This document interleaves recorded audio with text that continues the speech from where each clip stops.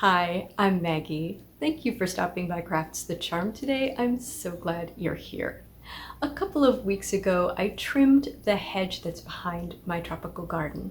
It's my neighbor's hedge, and they ask me every year when they have the people come to trim their hedge if I want the people to come in and trim it on my side. But ever since I put the garden in, I've said no because I'm afraid that they'll trample the garden. So once I did that, I realized that I could see through the hedge to my neighbor's driveway a little bit more than I wanted to. And that's the only part of that fence that doesn't have willow fencing over it. It's a chain link fence, and I've put willow all around the yard except behind that garden. And I'd like to do something that's a little bit more tropical there, something with wood and bamboo. And I think I know how, so let's go have some fun. So here's what the fence looks like before, and it's not terrible because my neighbor has that nice hedge, but it's getting less sunlight, so you can see through it, and it's a little harder to tell in the pictures, but when you're out there, you really can see quite a lot going on, and that's my neighbor's driveway right there. This video is a little bumpy, but you can get a better idea of how much you can see. The video is actually of me measuring these poles though. So I watched a YouTube video, and that is the method that I followed for doing this. So I am going to link that YouTube video below. But there were some questions that weren't answered in the YouTube video, of course. They're not going to know every question that I'm going to have. And of course, there were differences between my project and their project. So after I measured things, this is the little map that I drew out. And you can see that the poles, or the posts for the fence, are different diameters. There were 3 that were 7.5 inches in diameter, and there were 2 that were 6 inches in diameter.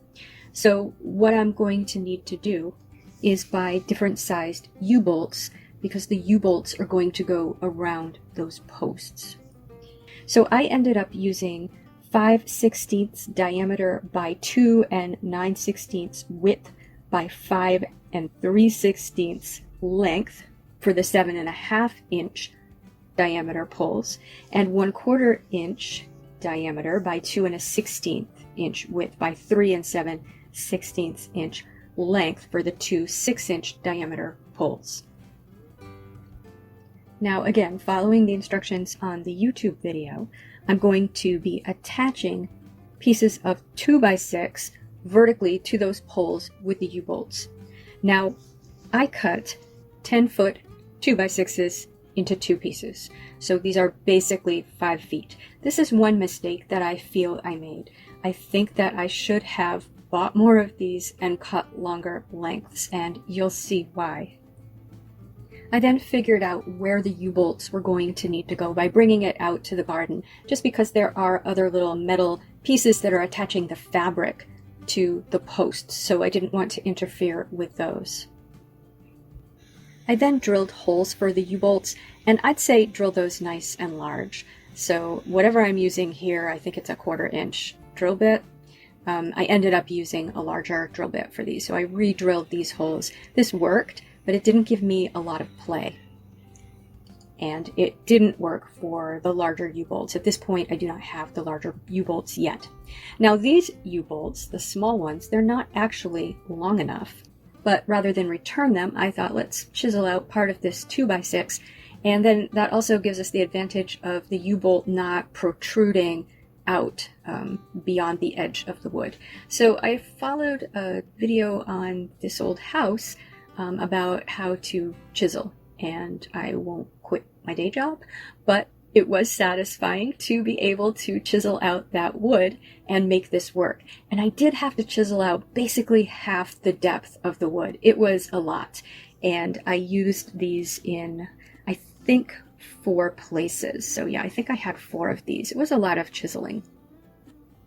Now the final post, it's beyond the end of my garden, and I have some large blocks there that I've put in the ground. They're sort of a retaining wall. The ground is sloped here. And I wasn't sure exactly what I was going to do at the end here, but I'll tell you once I get here what I decided to do and why. But for now, I still have to put one of the 2x6s on this post because I need to attach the horizontal pieces to something.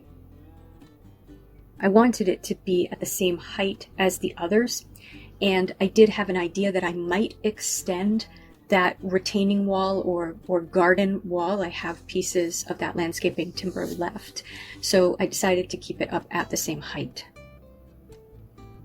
Alright, so with all of those attached now, I'm putting 10-foot 2x4s across horizontally at the top and at the bottom. And I did want to see if I could do this all by myself without any extra set of hands. So I had one extra 2x6, which I used to hold up one end of one of the 2x4s while I screwed the other end in, or, mostly screwed it in. I still had a little bit of play, and then I, did the end that was being held up by the 2x6. So I was able to get this done.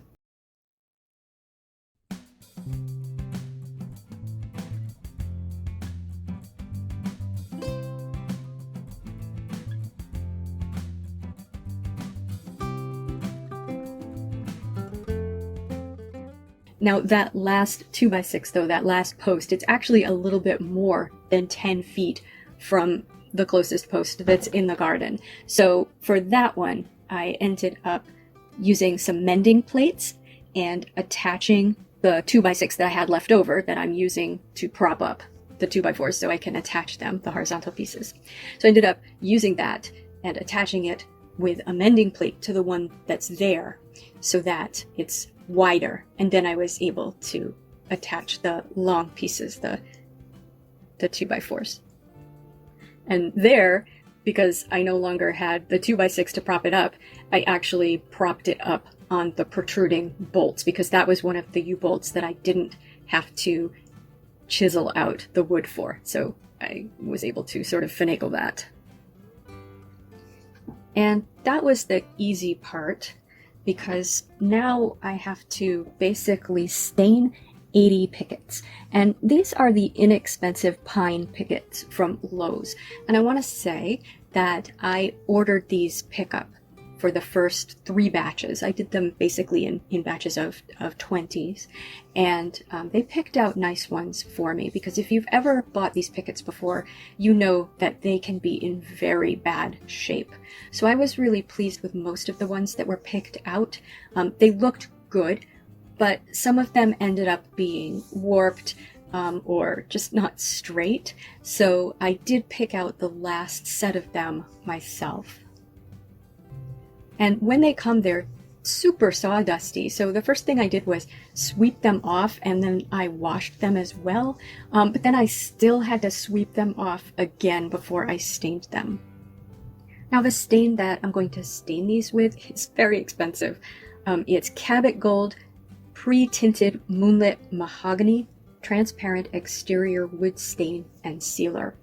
And it was the darkest color that I could find that I liked, that wasn't like black, and I didn't want more of a paint stain. I wanted a regular stain, which I think this is. I do like the color. So I ended up having to buy 2 gallons of this to do the entire project. And I think 2 gallons would have been enough, but when I was doing the middle 40 boards, I actually did the back of them in a different color. That wasn't great because it only gave me one option for how to put them up. But I just used some stain that was close in color that I had in my basement from another project, because I didn't want to buy 3 gallons of this stain. It was like $60 a gallon. Now, here I am staining it on my deck, and I've laid out all these boards with some plastic drop cloth. What I ended up doing after this day was staining them on some sawhorses and then just bringing them over here to my deck to dry. And that was much easier because I didn't have to lean over. I could just stain a board right in front of me and then move it here.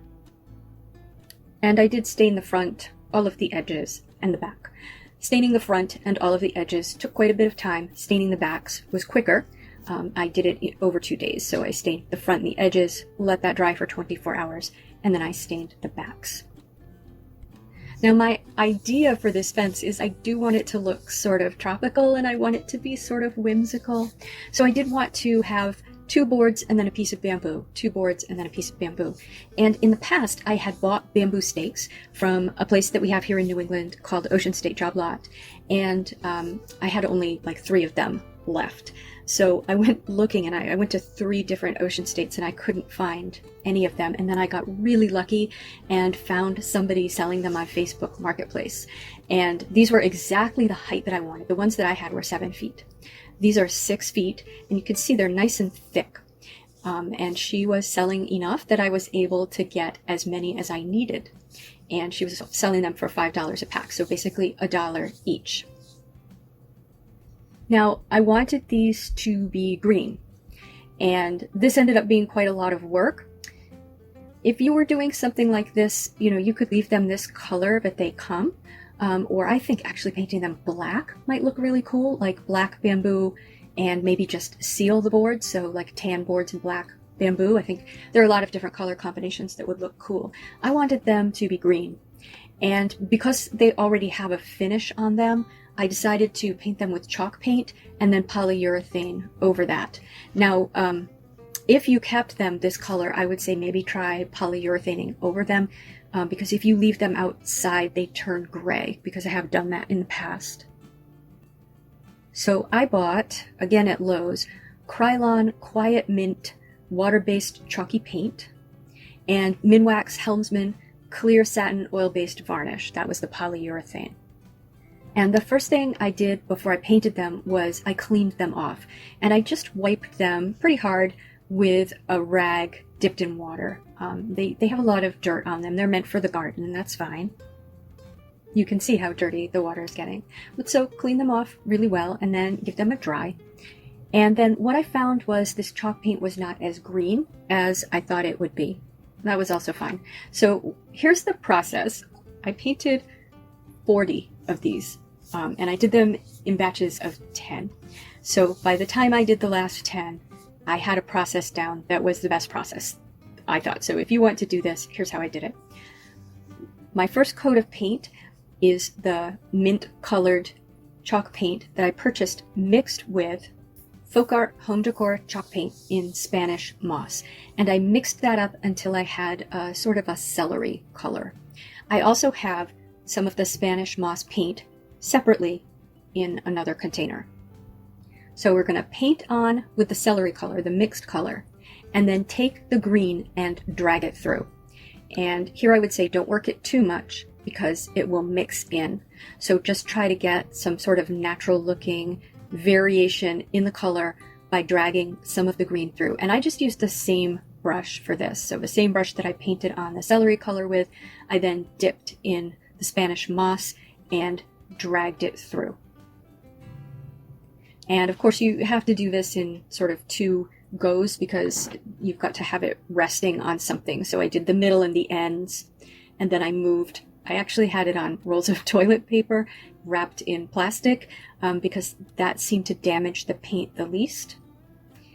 So then I moved those and painted the part that it was resting on previously. So that's your first pass, is to get that sort of base green with variation down. Then the next step is to do those joints. And so at the joints, I mixed the moss colored paint with some black paint, and I used a very fine brush just to paint that in the joints. And then I took the moss, mixed a tiny bit of water in it. You really want to be careful because if it's too wet, you'll pull up the paint that you already did. And at the ends and around each joint, I took the brush and sort of started at the joint and quickly brushed outward and upward. So really staying very close to the joint. And then once I didn't have very much paint left on the brush, then I dragged that paint out to give it just, to look like it's emanating from the joint. And if it was too dark, if it was too black in the joint, I just dabbed over the joint with that green color. Once that had all dried, I then just took it outside and applied the polyurethane. Now, before I put the boards up, I just took a few boards and a few pieces of the bamboo and I lashed them to the 2x4s that I had put up along my fence just to get a sense of how it looked. And I noticed that because the bamboo isn't straight, it isn't possible to put it all together straight, so you can see those 2x4s through the fence. So what I did was I spray painted that all black. So the 2x4s and the 2x6s, I used the $3 black spray paint that you can get at Lowe's. It's a flat black. I really like it. And I just spray painted the whole thing. So I just used a little drop cloth against my existing white fence and against my landscaping timbers that this fence is right up against, and just got that all spray painted. And even though I'm guessing you're supposed to start in the middle or something, I have no idea. I started at the corner here against my other fence because I did want the pattern to start there, and then I figured at the other end I could figure out what I wanted to do with the pattern when I figured out the other end.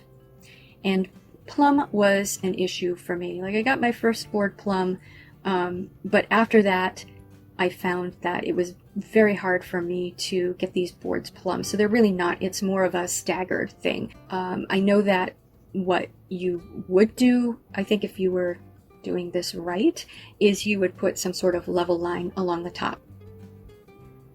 And now I'm screwing these in. I really like using screws because then it's very easy to remove them if I need to remove them, to replace them or reposition them. And I'm just putting two boards together and then a bamboo. With the bamboo, I drilled a hole in the bamboo before I screwed it, just because bamboo can be quite hard and I didn't think these self-driving screws would go through it well. And I'm using black screws for the boards and I'm using tan screws for the bamboo.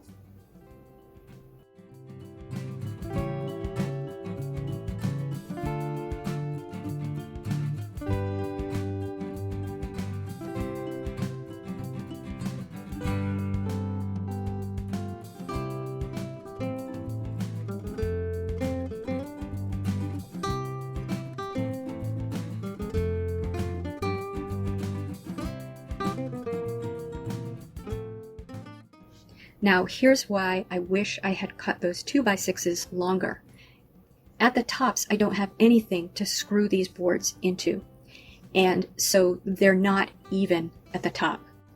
So once I finished putting all the boards in, I bought some 2-inch mending plates, and I screwed together all of the pairs of boards from the back. That wasn't particularly fun, and you'll also notice that the bamboo is crazy at the top.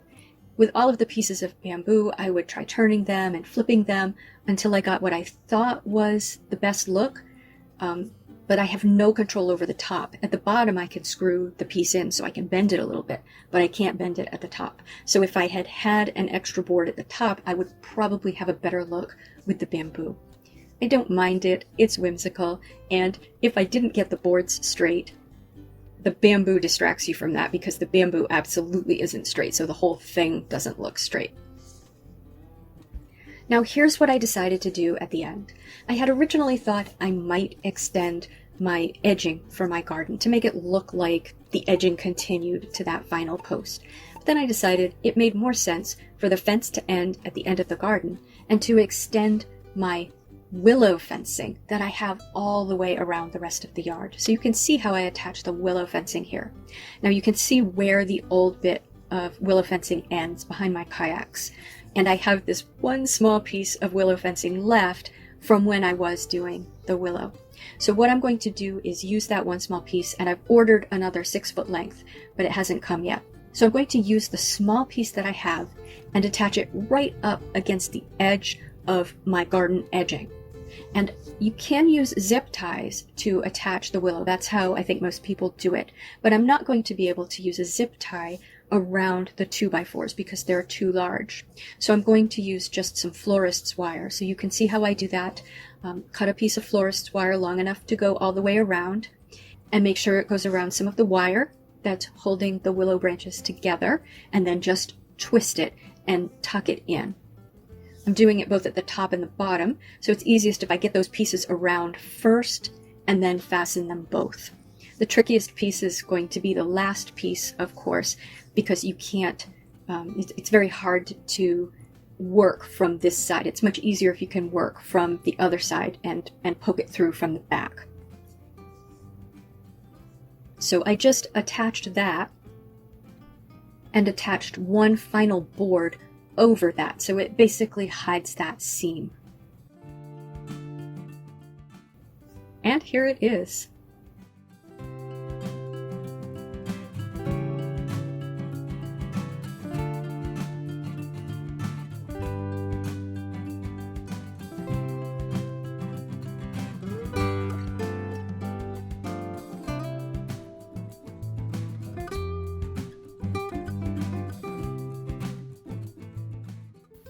So what did you think of the fencing project?